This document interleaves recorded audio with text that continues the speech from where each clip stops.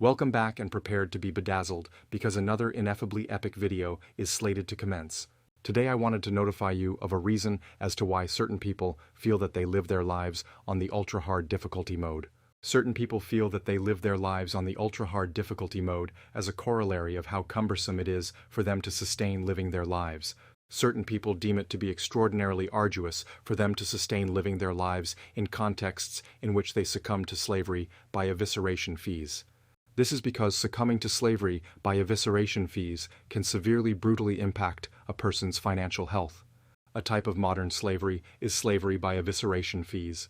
In this controlled market economy, having an exorbitant amount of evisceration fees that are imposed by bureaucratic apparatuses, which people who work real private sector jobs based on voluntary demand, pay, and do not receive anything for paying, not only amplifies the financial cost of living, but also concomitantly reduces the standard of living for people who work real private sector jobs based on voluntary demand.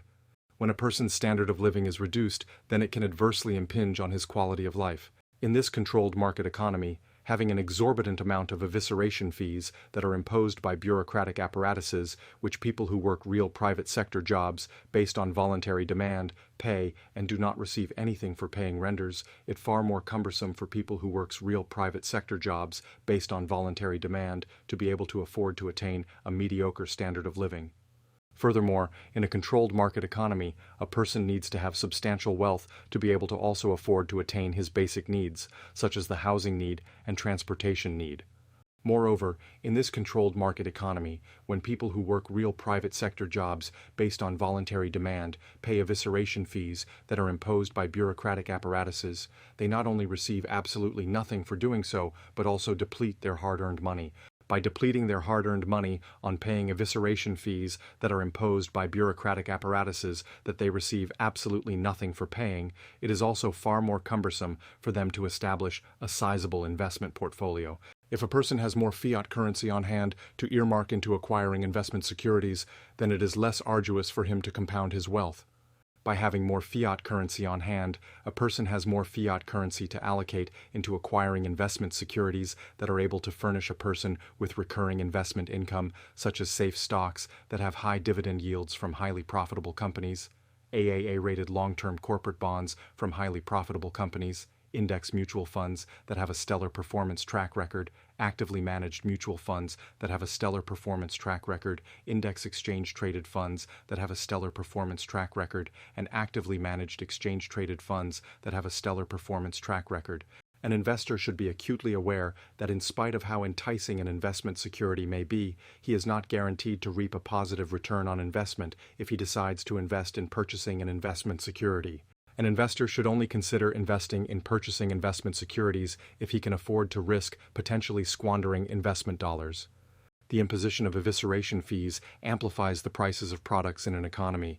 Companies that acquiesce to paying evisceration fees on their purchase orders are at a high probability to indirectly pass on the cost of paying evisceration fees on their purchase orders to the members of their target market by significantly amplifying the prices of their products. When companies indirectly pass on the cost of paying evisceration fees on their purchase orders to the members of their target market by significantly amplifying the prices of their products, then they often do so in a manner that allows them to at least maintain their profit margin per product sold. Companies often prefer to not elicit an extremely low profit margin per product sold. If companies were to have an extremely low profit margin per product sold, it then can undermine their net income potential. By maintaining a high profit margin per product sold, it is less cumbersome for companies to be able to furnish massive compensations to their executives, less arduous for companies to be able to furnish sizable retainer fees to their external directors, and less cumbersome for companies to maximize the wealth of their shareholders. Furthermore, by maintaining a high profit margin per product sold, companies have more capital to earmark into research and development efforts and expansion pursuits. The imposition of evisceration fees adversely impacts an economy in a multitude of disparate ways. The imposition of evisceration fees can reduce the standard of living for people who work real private sector jobs based on voluntary demand. This is because the imposition of evisceration fees can significantly amplify the financial cost of living for people who work real private sector jobs based on voluntary demand. It is calamitous for the financial cost of living to be exorbitant. When the financial cost of living significantly amplifies, it then can render it more cumbersome for people who are part of the real private sector workforce to be able to afford to attain an extremely low standard of living. Most real private sector employee jobs based on voluntary demand do not furnish people who work them with enough fiat currency to be able to afford to attain an extremely low standard of living.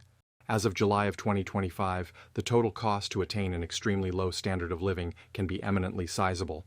In order to attain an extremely low standard of living, a person needs to earn enough fiat currency to at least not only be able to afford to pay the perpetually recurring room rental fee and be able to afford to purchase a vehicle, purchase functional vehicle parts, incessantly purchase food, incessantly purchase fuel for his vehicle, and incessantly purchase oil for his vehicle, but also needs to earn enough fiat currency to at least be able to afford to pay the perpetually recurring exorbitant auto insurance premium, the perpetually recurring driver's license renewal fee, the perpetually recurring exorbitant vehicle registration fee, the perpetually recurring tire rotation fee, the perpetually recurring internet subscription service fee, and the perpetually recurring smartphone subscription service fee.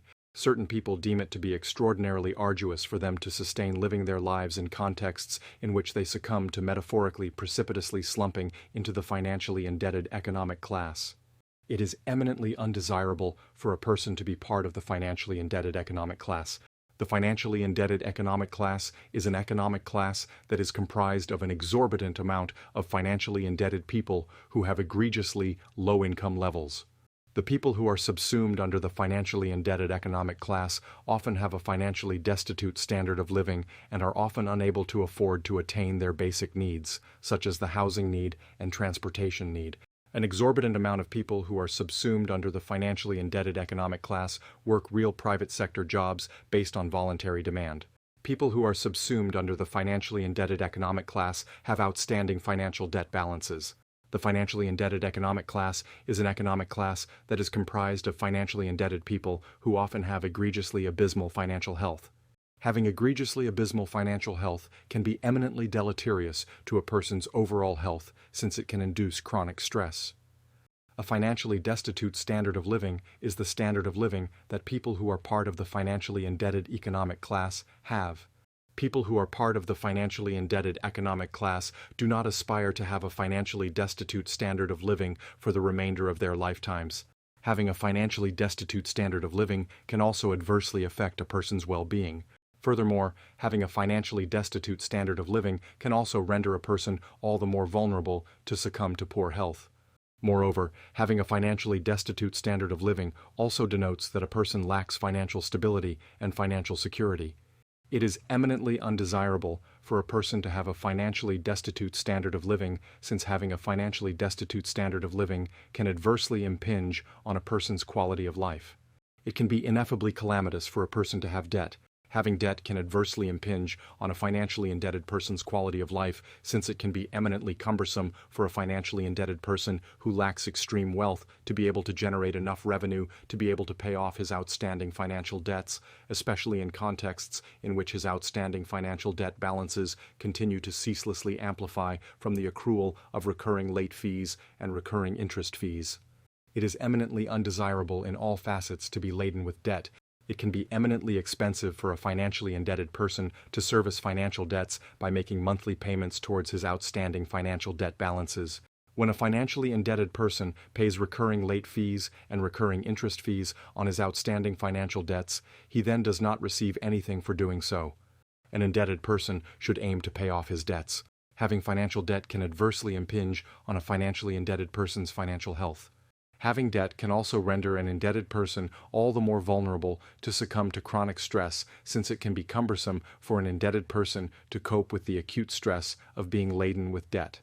When a financially indebted person pays recurring late fees and recurring interest fees on his outstanding financial debts, he then does not receive anything for doing so and winds up having less fiat currency to earmark into acquiring investment securities that can furnish him with recurring investment income.